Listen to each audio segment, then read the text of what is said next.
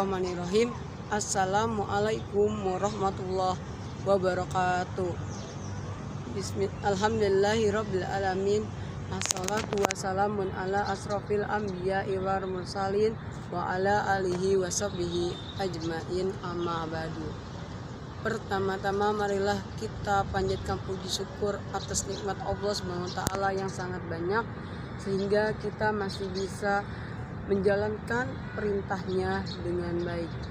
Selawat serta salam kita junjungkan kepada Nabi besar kita, Nabi Muhammad SAW beserta pengikutnya. Yang terhormat Ibu Kepala Sekolah SMP Pangeran Jayakarta, Ibu Hajah Kusriyanti MPD, beserta Dewan Guru dan teman-temanku sekalian semuanya. Seperti kita ketahui bahwasanya ikhlas adalah hal yang sangat berat dilakukan jika kita masih sangat mencintai dunia. Ikhlas sendiri memiliki arti yang tulus, dan ikhlas dalam beramal berarti tulus dalam melakukan segala kegiatan apapun atau melakukan aktivitas apapun hanya karena Allah SWT semata. Orang yang melakukan amalan dengan ikhlas, dia tidak akan takut memikirkan ketika ia dicela oleh orang lain, dan ia tetap tinggi hati ketika ia dipuji oleh orang lain, karena sebenarnya yang diharapkan hanyalah ridho Allah SWT semata. Allah SWT berfirman dalam Quran surat Al-Furqan ayat 23, yang artinya sesungguhnya manusia dia akan celaka jika tidak melakukan amalan dengan ikhlas, karena ikhlas adalah sebuah mutlak diterimanya amal ibadah manusia atau orang lain. Allah Subhanahu wa taala berfirman dalam Quran surat Al-Furqan ayat 23, yang artinya sesungguhnya manusia siapapun dia akan celaka jika tidak melakukan amalan dengan niat yang tulus dan hati yang ikhlas. Karena kunci ikhlas itu adalah syarat mutlaknya diterima sebuah amal ibadah manusia.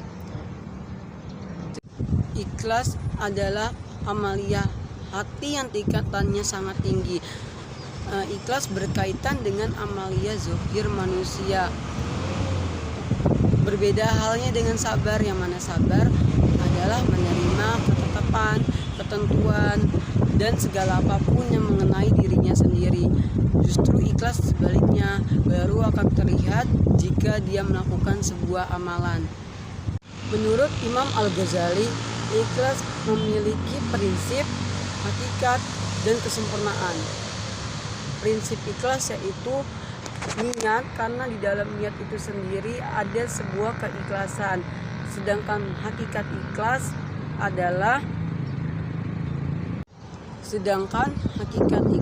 adalah kotoran-kotoran yang mencampurinya dari suatu niat.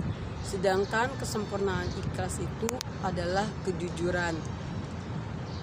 Ikhlas dalam syariat Islam yang pertama adalah memurnikan tujuan karena hanya Allah Subhanahu wa taala semata. Yang kedua, amalan hati yang diperuntukkan oleh Allah untuk Allah Subhanahu wa taala, dan membersihkan menundukkan pandangan hanya sesama manusia. Ikhlas sendiri dalam pengertian syariat Islam yang pertama adalah memurnikan tujuan hanya karena Allah Subhanahu wa taala. Yang kedua, amalan yang diperuntukkan oleh Allah Subhanahu wa taala untuk Allah Subhanahu wa taala, bukan untuk yang lainnya. Yang ketiga adalah membersihkan dari pandangan manusia. Dalam berbuat kebaikan, kita tidak boleh memamerkan atau meriakan perbuatan tersebut, apalagi tujuannya hanya untuk mendapatkan pujian-pujian dari orang lain.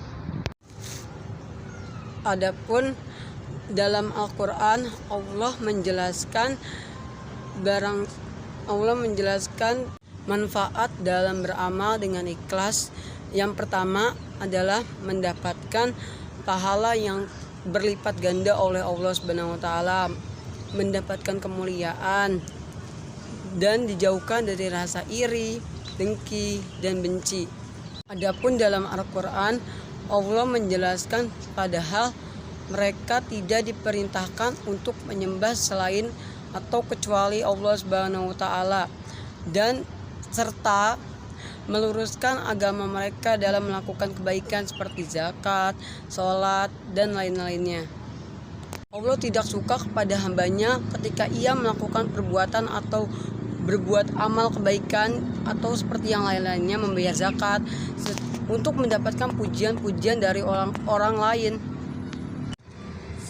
Sesungguhnya Allah tidak suka, Allah tidak menerima suatu amalan dengan ikhlas. Allah Subhanahu wa Ta'ala tidak menerima amalan dengan ikhlas jika dia masih memamerkan perbuatannya tersebut. Demikianlah yang saya dapat sampaikan, kurang lebihnya mohon maaf. Billahi taufiq wal hidayah. Wassalamualaikum warahmatullahi wabarakatuh.